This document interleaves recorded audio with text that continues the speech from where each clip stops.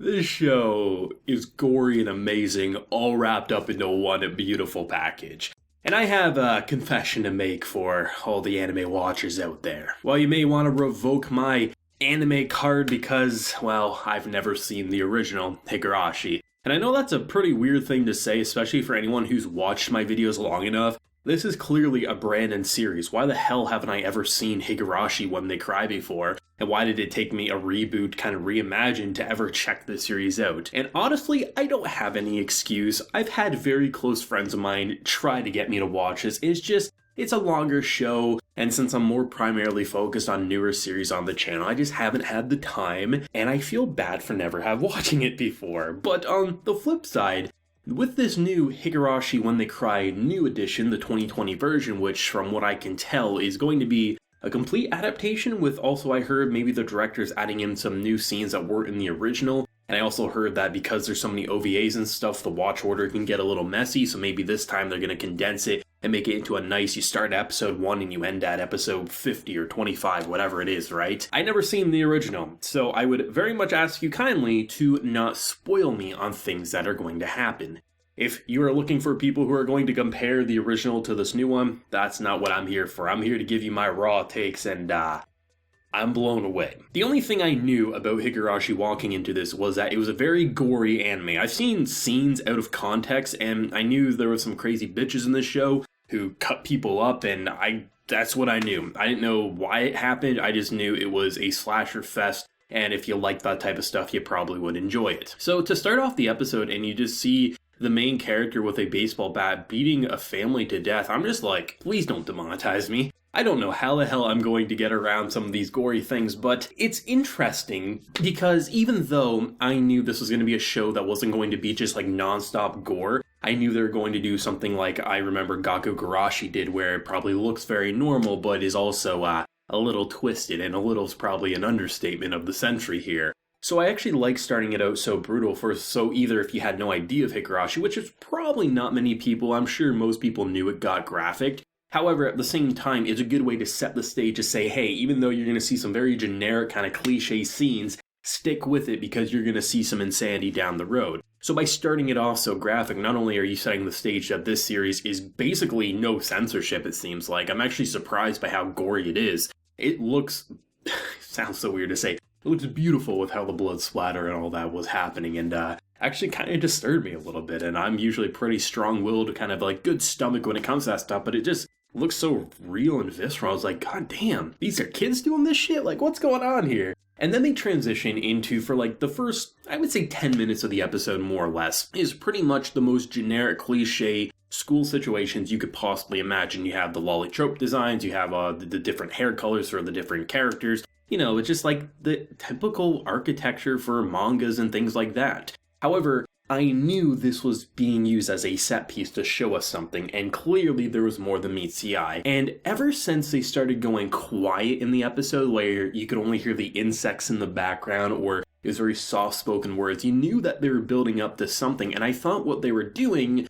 was that this main character, Keiichi, was a lunatic, which probably he still is, and he was going to kill some people or something. I was like, I don't know where you're going with this. And as they started, like, uncovering the truth of what happened, how there's, like, these protests, and how clearly some history is being covered up, and every time our boy tried to ask questions, this normal, tropey character design would go like that real quick. You literally had to capture the frame. It's like 1 or 2 frames at most, and then they'd switch back to their normal face by shutting them down. I was like, oh, these bitches be crazy. And I love that because he clearly has no idea what's happening. And I'm wondering, like, what's going on here, because the fact that they keep focusing on calendars leads me to believe that it's some sort of like, oh, he's reliving things. I'm not sure if this is a full-on time travel series or not. Please, no spoilers. I'm just looking at what's happening here. It seems like there's a very big emphasis put on dates, and that clearly to me is saying, like, things are re-happening, and maybe some characters know about it, maybe some don't, or maybe everyone's just a goddamn lunatic. But I love the build-up, because even though I knew something crazy was going to happen, I didn't know how they were going to incorporate it and what character would act on the crazy. So as you're seeing all these, like, just typical scenes, like,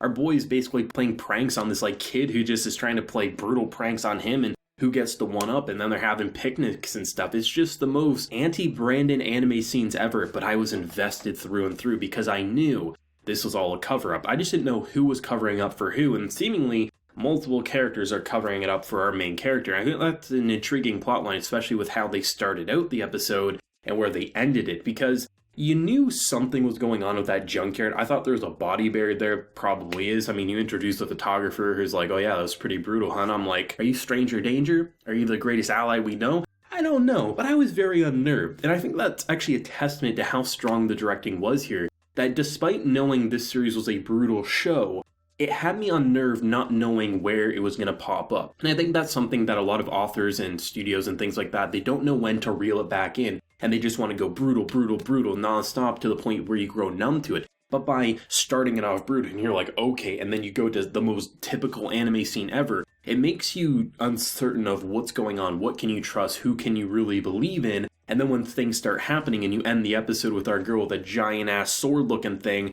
and clearly she's about to cut up our boy, and you're like, well, this is episode 1, it can't end here. It really does get your mind racing, and I think they're doing a great job establishing the mystery. And I think the lighting is probably one of the biggest stars of the show here, especially considering usually sunsets are a very romantic scene. It's something that you use for romance scenes or just something with some good drama, not something that you're going to get a sword to the back of your head. But every time I saw the sunset, I was like, this is the most horrifying imagery I've ever seen. Despite it being a beautiful landscape, I knew something bad was going to happen. And just the wider shots, typically not a huge fan of wide shots. I feel like they're used as a kind of cover up for a lack of time to be able to animate scenes, but when you pull away on some of these shots, you're seeing a junkyard, our boy, and this girl. I'm like, this guy's gonna get killed. I was just laughing and just terrified all at the same time. And I love that buildup, and I know I mentioned it before, but the insects and the quietness of these scenes is just so captivating. And I don't know if that's how it was with the original. I don't know if this is better or worse. All I know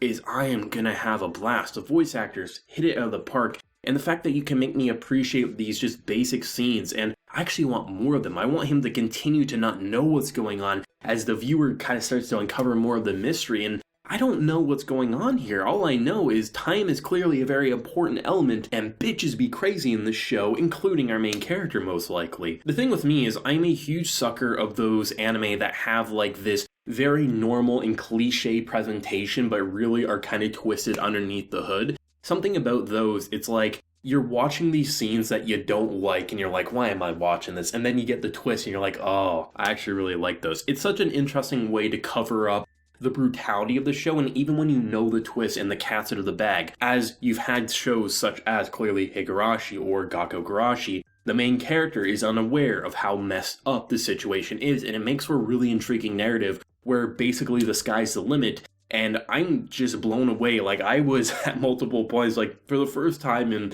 my entire channel career, I was like, God damn, I kind of wish I recorded my reaction to this episode because my mouth was basically on the floor. The show was amazing, and goddamn, this is honestly close to perfect for an episode to really suck me into a brutal world such as this incredible series. I love this, I want more of this, and I would be very interested to hear for people who've experienced the original Higurashi, those who have never watched Higurashi, just all of your opinions. How does it either compare to the original? Please, with as few spoilers as possible for future events. And if you've never seen it, have you had an idea of what Higurashi was before? Or is this like, honestly, you're just shocked and in awe of what's going on? All opinions are welcome down below. If you enjoyed the video, of course, we'd like to share your support and hit that subscribe button if you have been new around here. So until next time, everyone, please take care and have a good one.